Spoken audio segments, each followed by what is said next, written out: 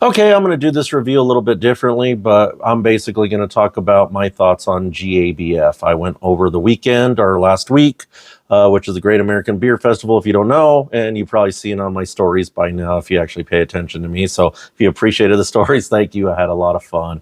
But some quick thoughts about GABF. First of all, I think if you haven't gone to it, excuse me, if you haven't gone to it, you definitely should at least once in your lifetime if you're a beer connoisseur.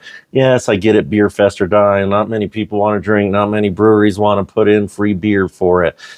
I get it. But, this one is at least the big one. You are going to find beers that you've never tried before, and you just got to have fun. I feel like with a beer fest, you make the most of what it is. Because, yes, they're all basic and the same. You pay money to get a little 4-ounce commemorative cup and fill it up at places, and especially at places you probably already tried before if you've done it in your own state. I know I do. But usually I go to these events to kind of meet people, mess around, and just have some fun.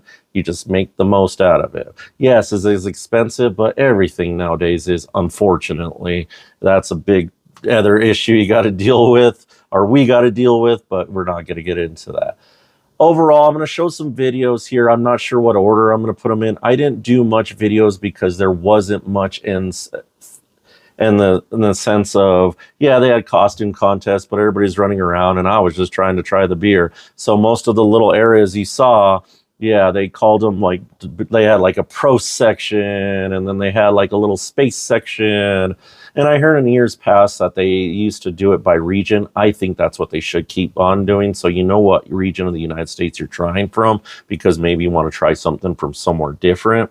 The other thing, I wish there was more better communication signage where to go, because I ended up in the paired event or paired ticket holder thing, and they were supposed to be in general admission, which was around the building.